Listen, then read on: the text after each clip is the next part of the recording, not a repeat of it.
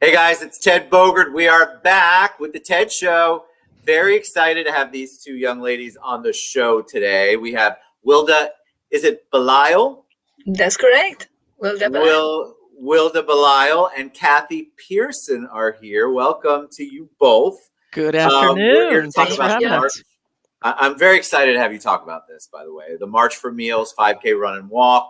They're going to tell you all the organizations who are involved and who it benefits and the details in a minute. But first, welcome. And then let's get a little background on you. You know, the audience always loves to know your why, maybe, or how you got to this and being involved in our community. So I'll start with you, Wilda.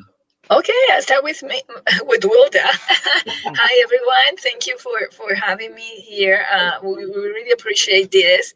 My name is Wilda Belisle, and I've been working at the Council on Aging for more than 25 years now. And when I started as a case manager for the Council on Aging. My bachelor is in psychology, and my master's degree is in business administration. But I always have a passion for seniors. So getting to be working here was a dream come true. And I started as a case manager. It came out the opportunity of directing the program of Meals on Wheels, which it was something new for me because of nutrition. I don't know almost anything. I just like to eat, but forget the rest. But I know that the seniors needed to eat. So I said, I can do that. I will do it. However, the only reason that I would do that is if we can add case management to the program, which the CEO at that time, Beverly Hoagland, which is my angel, she said, yes, you do what you need to do, whatever for the seniors. And that's how I started 20 years ago. Wow. I started directing the Meals on Wheels program, and I love it. It's my passion. I tell you, I cannot stop talking about it. I love to have passion when we're talking about anything philanthropic and helping people. That's, to me, the biggest thing. Everything else we can find, but the passion is so important. Right. Kathy Pearson, tell us a little bit about you. Absolutely. And let me tell you, passion is just a small word for Wilda, because she's incredibly passionate. I've never met somebody so passionate, and the seniors and her clients love her. So Kathy Pearson. I actually partner with Wilda. I do the public relations for the Osceola Council on Aging and Osceola Meals on Wheels and this upcoming March for Meals 5K. And I've been involved in the council. I was on the board originally. Been on there since probably 20 years ago. Wow. So I've been involved at least 20, maybe a little over. Just very passionate. They are an agency that is the go-to agency for Osceola County. They never say no if the county approaches them for a need or assistance in any way. They are the go-to agency, and they'll get it done. They might not have dollars, so donations are always appreciated, but yes, you know, they find some way to make it happen because they care so much about Osceola County and the community. So I love that. See, that's a good setup for my next question. Tell us about the actual services, because I think Osceola County Council on Aging. I think people are like, okay, so what does that do? Why does the state not provide stuff? What kind of services? Maybe give them a little background on that, because I think people get confused. It can be, you never know, right? Oh, yeah. So tell us what you provide. Well, actually, the Council on Aging started, the first service was Meals on Wheels, and it started a long time ago, 50 years ago, actually, with that program, serving like 15 people only in Osceola County. And it evolves into what it is right now. And it's more than 30 services under the same umbrella. Wow. So we started as a Meals on Wheels. It came out after as a shore department, helping seniors doing the basic things at their house, home care services, personal care. We have guardianship. We have right now housing also for seniors. We got transportation for seniors, senior dining club, and not only for seniors. That's the most kept secret in town, that Council on Aging is not just for seniors, it's for all generations. All generations, we have a lot of services that encompass all that. And actually, we are helping community with we have dollars from KUA, Toho Waters, to help them pay electricity or when they are in crisis. So things like that, water, electricity, rent assistance, food pantry, clinic. Even we have a clinic that help people that don't have insurance as well. Adult daycare for seniors that have Alzheimer's and things like that. So many services that the best thing is to call and say, what don't you have? You know, exactly. And they can, and if they can't, provide that service, there's somebody in town that can, because the network and the collaboration in this community is spectacular. It's amazing, isn't it? It really is. It is how everybody comes together. And one thing Wilda did mention is, and this is a great fundraiser for us, is we actually have a banquet facility.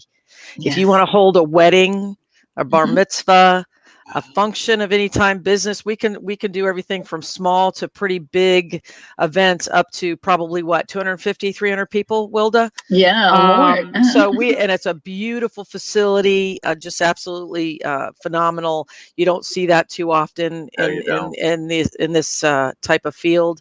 So it's, we're being entrepreneurial in that regard. So it's another way for them to continue to raise funds through their banquet facility. And their kitchen is phenomenal. The food that comes out of there is just as good as any of these fine hotels in Central Florida. I'm telling you, it's phenomenal. I love the fact that you are that involved. I didn't realize when I thought of Meals on Wheels and I thought senior things in general. So the fact that you do so much more in the community is why we do shows like this, so that people can know about it. Where to go? I know we're in 2021 and we're going to talk about the event, the run and walk in a minute. How was 2020 for you all? How did you get through it as a nonprofit? I think it was a challenging year overall for everybody. But when you get into anything where you're doing community service, it was a really challenging year. How did you guys pivot, and what's on the agenda for 2021?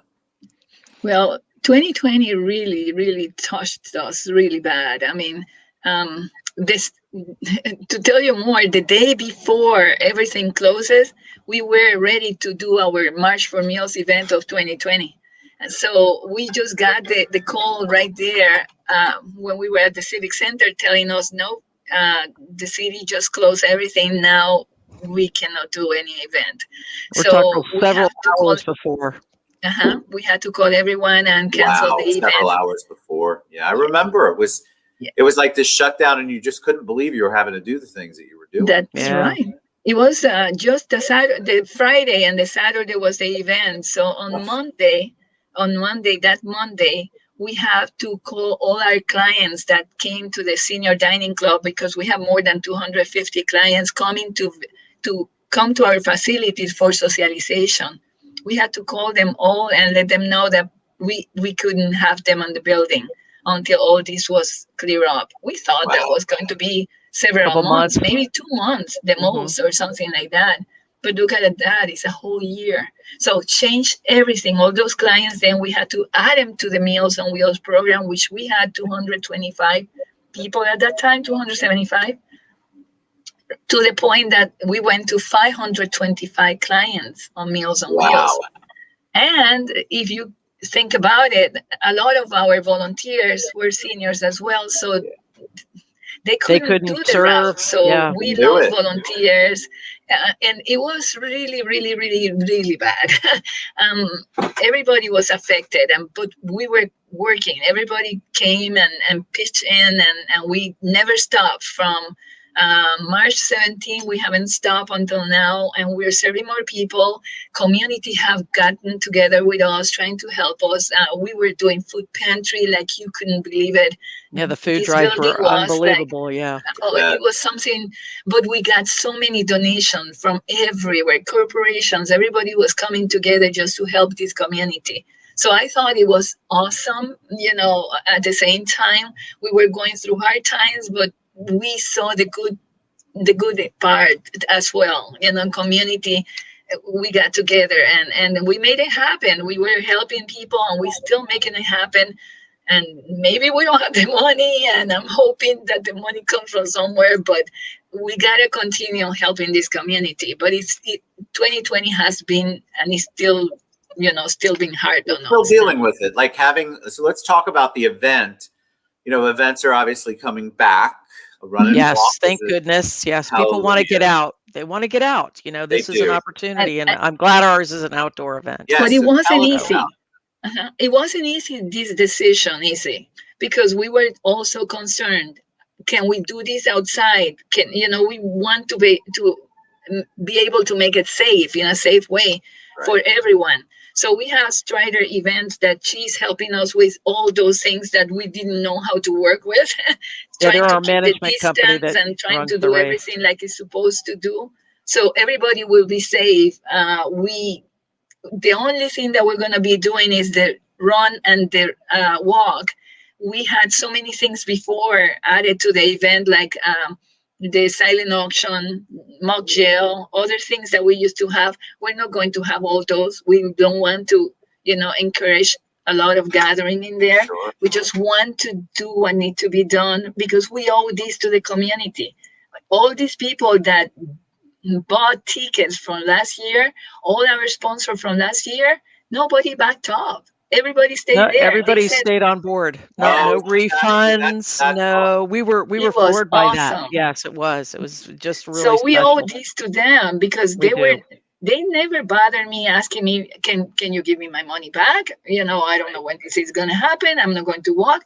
Nobody came back and asked us for that. So we're grateful. And Ted, you're talking 450 attendees. Wow. So it wasn't like a couple of hundred. It was 450 plus at the time. Plus all the sponsors that felt felt not obligated, but felt, no, I'm gonna stick to it and see what happens. And and we kept communication open and kept them in tune with what we were doing. And the city of Kissimmee finally told us 3 weeks ago that we were allowed to have it at the city lakefront. So we're very excited because we were looking for a plan B because we were going to have our event. We were looking at a plan B on, okay, where can we have this event? We were even considering at the Osceola Council on Aging. And then the next day, the city said, we're going to open up.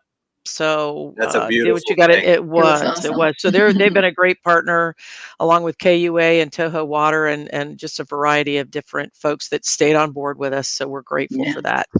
So when is it? Saturday, March 13th. That's right. Dress in your best green. Come out, show your Shamrock love. And your support. And your for the Meals That's on right. Wheels. Absolutely. There's obviously a run and a walk, so you get to choose, right? You can choose whatever pace you want to come at. You can skip. You can walk, you can do whatever. We're open. It's a fun run, walk. It's timed, but it's not professionally timed, where it pulls out the competitiveness. But we do get some high school kids that come in and they run it in like 14, 15 minutes. That's a 5K, which is 3.1 miles. So it's just a lot of fun and it's beautiful. It shows the whole downtown lakefront in downtown Kissimmee and throughout downtown. And so, it also helps expose the businesses in downtown Kissimmee, and which is we just love it. The way it's set up. It is support your small business. Very important. And actually, virtual. We had the virtual part too. So if you don't want to go to the park that's right. and do Talk about that. Yes, we can do. We offer virtual if you're not feeling comfortable to kind of come out because we're looking at Ted right now. We might be over 500. So because we've brought in some new participants, and which we hope from your show we'll get some people to sign up. And how do they sign up? Go ahead. You Wilda. can sign up actually with. You have it scrolling down. Is the website is osceolagenerations.com.org. I think it is, isn't it? No, it's .com. It's .com. .com.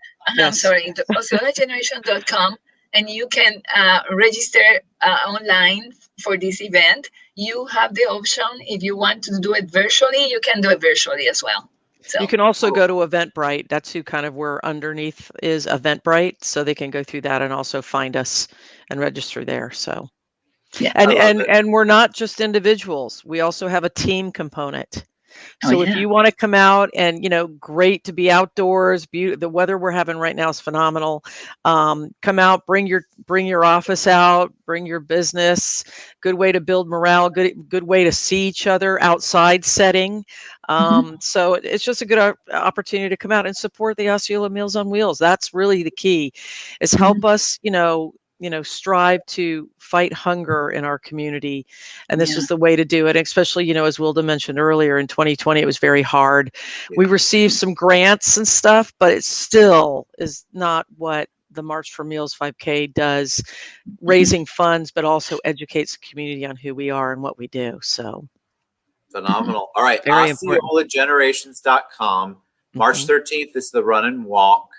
You guys reach out to me or to Wilda or Kathy, or go to the sites. I promise you we'll get you in touch so you can register to walk, run, or do it virtually and then give back to our community. What you guys do is amazing. Thank you both. Thank you so much. Thank you, so Ted, much. and thank you for sharing with your viewers what we're all about. We appreciate it and what you do. So thank you. Yeah. I'm excited and honored to do it. All right, guys. Thank you. OsceolaGenerations.com. Wilda, Kathy, thank you guys so much.